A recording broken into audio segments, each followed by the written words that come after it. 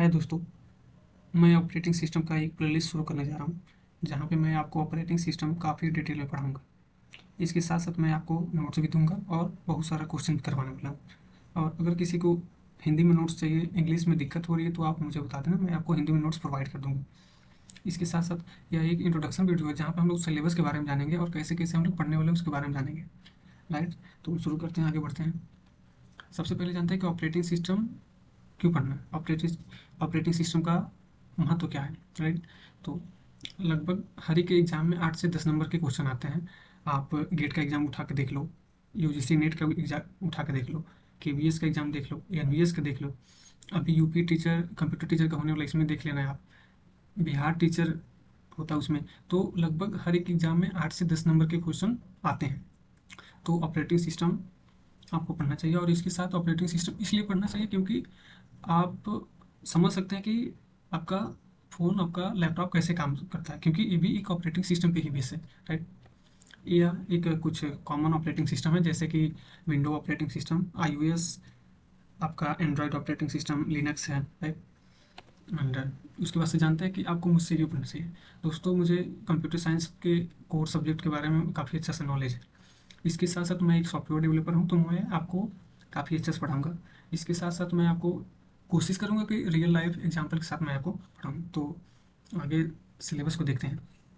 तो हम लोग पहले चैप्टर में पढ़ने वाले हैं कि ऑपरेटिंग सिस्टम क्या होता है, ऑपरेटिंग सिस्टम के टाइप्स क्या होते हैं, और ऑपरेटिंग सिस्टम डिज़ाइन करने के पीछे उसका गोल क्या है, मतलब फंक्शन और उसके क्या है। राइट?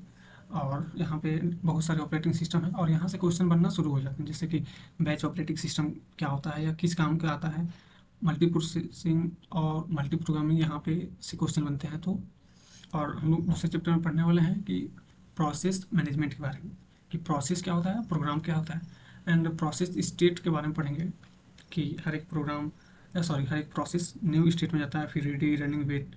तो यहाँ पे हम लोग काफ़ी डिटेल में पढ़ने वाले हैं। उसके बाद से प्रोसेस कंट्रोल ब्लॉक के बारे में पढ़ेंगे, कॉन्टेक्स्ट स्विचिंग के बारे में पढ़ने वाले हैं, एंड प्रोसेस शेड्यूलिंग। यहाँ पे दो प्रकार के मेनली होते हैं, प्रीएम्प्टिव एंड नॉन प्रीएम्प्टिव। तो और थ्रेड के बारे में पढ़ने वाले हैं। तो यहाँ से भी क्वेश्चन आपका अच्छा खासा बनता है। राइट? उसके बाद से आता है CPU scheduling.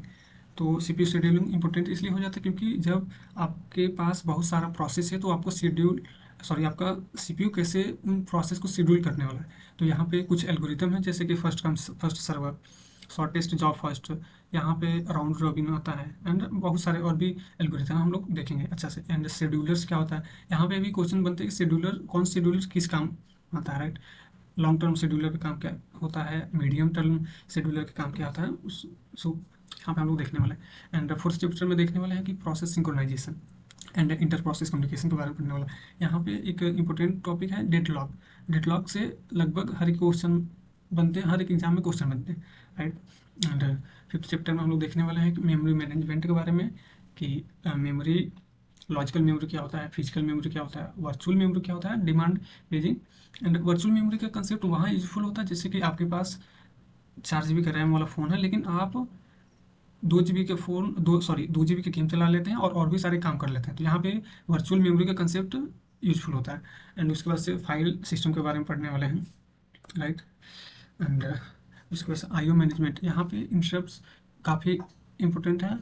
And catching catching buffering, तो यहाँ पे भी हम लोग काफ़ी डिटेल में जानने वाले हैं। उसके बाद से स्टोरेज मैनेजमेंट आपका अगला चैप्टर है। फिर उसके बाद से प्रोटेक्शन एंड सिक्योरिटी, यहाँ से भी क्वेश्चन बनते हैं, यहाँ से वन लाइनर क्वेश्चन मिलते हैं ऑपरेटिंग सिस्टम सिक्योरिटी के बारे में, यूजर ऑथेंटिकेशन ऑथराइजेशन के बारे में। तो यहाँ पे हम लोग जानने वाले हैं। राइट? और एडवांस टॉपिक में आपका आ जाता है kernel, virtualization, multi processor. Right? तो हम लोग काफ़ी डिटेल में जाने वाले हैं। तो थैंक यू।